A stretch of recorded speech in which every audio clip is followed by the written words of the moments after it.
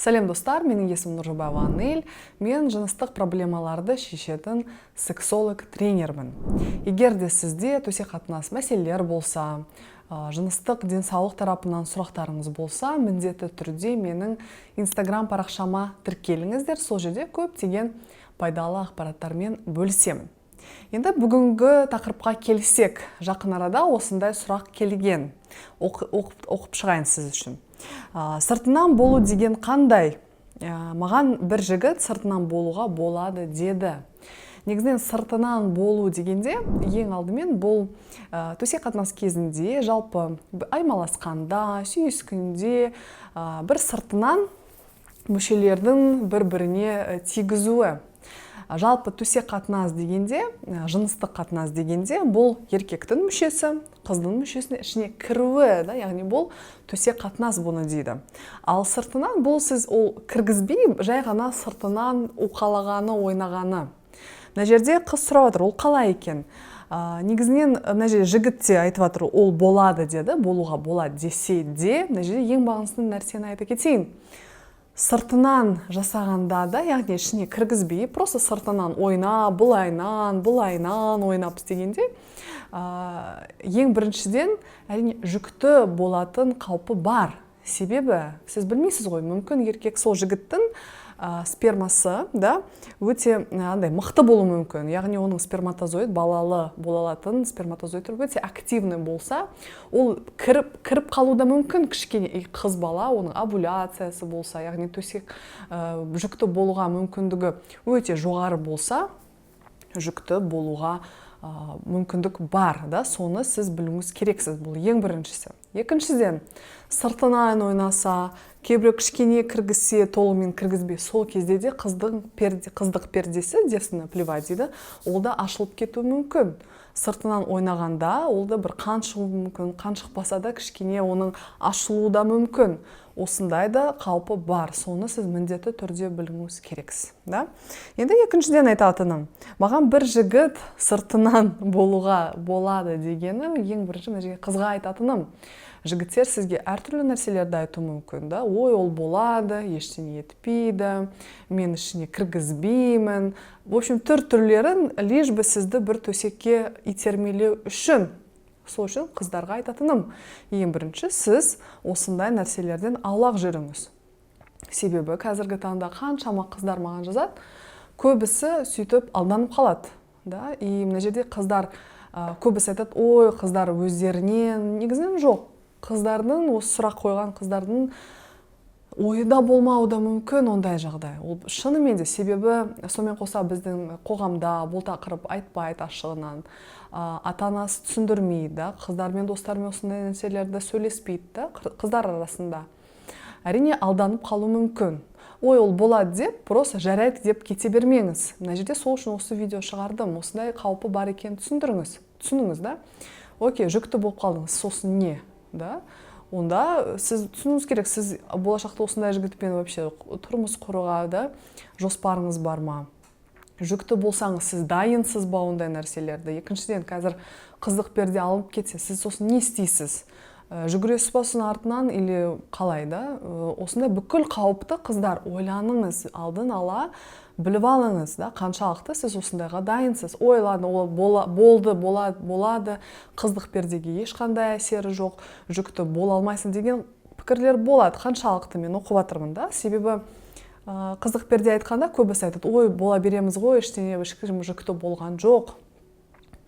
Болған жоқ деген, это не показатель, яғни сізде де осындай болмайды деген сөз емес. Сіз 1000 адамды айтсақ, оның ішінде біреу сіз болуыңыз мүмкінсіз. Сол үшін мына жерде ақылды қосып, эмоцияны төмендеп, шешім қабылдауыңыз керексіз. Сонымен қатар сізге айтатыным, егер де сіз төсек қатынасқа, даже ол сіздің кішкене де болсын кірсе, сыртынан да ойнаса, кейбір кезде даже кіріп кетуі мүмкін, ондай нәрселер болады. Егер де сізде даже қан шықпаса да, бұл сізде қан шығу бұл қыздық перденің белгісі емес. Көбі солай ойлайды, қан шықпаса, сен қыз емессің дегендей болуы мүмкін. сонымен бірнеше рет айттым, тағы да айта кетейін, қан болмауы да мүмкін. Ол уже медицина тұрғыда, ғылыми түрде дәлелденген нәрсе. Сол үшін сіз қан деп байланып қалмаңыз. Сіз өзіңіз, әйел адам өзі білет, қыз білет, мен ешкіммен төсек қатынасқа түспедім. И сізде осындай бір жағдай болып қалса, сізде қан шықпаса, бұл сіз үшін, значит, мен қыз емеспін деген сөз емес. Да? Сіз оны нақты білуіңіз керексіз. Сол үшін қыздарға айтатын, мен қызбын ба деген маған сұрақ келгенде, бірінші сұрақ, сіз төсек қатынасқа түстіңіз ба? Түссеңіз, все, сіз уже қыз емессіз. Да? Даже сізде қан болмаса да. Бұл қайта айтатыным қыздарға, и жігіттерге де сол, да. Кішкене бұл салада, бұл тұрғыда қан шығу дегеніне көп мән беріңіз. Бұл өте ескі ұғым, қан шығады деген, и қазіргі таңда ол уже кететін заман. Мына жерде ең басты қаншалықты сіз бір-біріңізге сенесіз, сіз қаншалықты жігіт қызға сенесіз, а қыз бала манипуляцияға берілмей, себебі біреулер сразу, вот, сен сондайсың, сен біреумен жатқансың, осындай манипулятивтік, да, сізді басып тастау үшін манипуляцияға сөйтіп итермелейді. Осындайға, в общем, берілмеңіз. Вот, бұл өте маңызды нәрсе.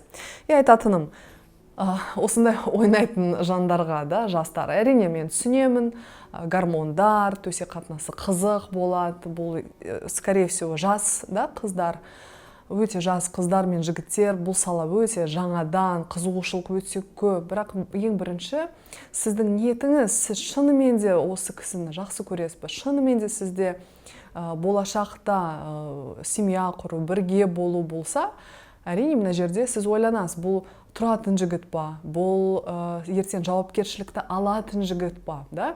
Осы жерде әрине психология тұрғыда адамды білу, кішкене сол саладан білім алған дұрыс, сұрастырыңыз, көріңіз, адамгершілігі, да? Себебі қыздар көбісі эмоцияға беріліп, мынандай нәрселерге көз жұмады. И сосын былай жүкті болады, қаншама қыздар аборт жасады, түсік жасаватқаны өте көп, да? Маған постоянно жазады, мен жүкті болып қалдым, аборт жасадым, это еще үйленбеген қыздар. Сол үшін мына жерде 100 рет ойланып, осындай нәрселерге как бы шешім қабылдайсыз, да? Ал тек эмоция, бұл эмоция көптеген мәселелерге, болашақ сіздің семья құруыңызға, болашақты бала болуыңызға әрине себебін тигізеді. Сосын бірге тұрғанда өзіңіздің өміріңізді, сіз еще жассыз, да? Ертең 20, 30, 40, сіз өмір бойы сосын уайымдап, осындай стресспен, күйзеліспен өмір сүресіз. Бұл сіз үшін не үшін керек, да? Сол үшін эмоцияға берілмей 100 рет ойланып, и шешім қабылдаңыз. Зато ертең бірдеме болса, сіз оған дайын боласыз, да? Бұл шынымен де тұратын жігіт, шынымен де жауапкершілік алатын жігіт па, да? Жауапкершілігі сізге, если егер де қыздар, сізге уже түсініп жатсыз, примерно, сол жігіт, жоқ, ондай емес, да? Мен онымен бірге болғым келмейді, ол ертең мен тастау да мүмкін, онда аулақ. Басқа жігіт, осына керек емес, басқа жігіт жақсы, сізде бірінші үйленіп, сосын осындай или күте алатын, да, көп жігіттер айтады, мен күтемін деп, да, бірінші үйленетін жоспар болса, мен сені күтемін дейді. Осындай жігіттерге қарап көріңіз, да, ойланып көріңіз. И соңында айтатыным жастарға, ол жайында мен көп айтам, тағы да айта кетейін, әсіресе жастарға, егер де сіз бір қатынаста болсаңыз, жігітіңіз болса, қызыңыз болса, бір жоспарыңыз болса, болашақта менің жарым болады, күйеуім болады деген ойыңыз болса, міндетті түрде сізден үлкен адамдарыңыздан сұрастырыңыз. Анаңыз болсын, папаңыз болсын, да? В общем, сізге жақын туысқандар, достарыңыз болса, үлкен. Себебі не айтса да, жасы үлкен адамдарда, осы жағынан олар адамдарды жақсы таниды, ол уже білет психологиясын. Уже сізді білет. То есть ол сыртынан сізге бір кеңес ретінде өздерінің пікірімен, өзінің ойларымен бөліссін. Сіз оны жай просто тыңдап деген емес, как бы просто қабыл алып солай жасау емес, хотя бы сіз ойланасыз.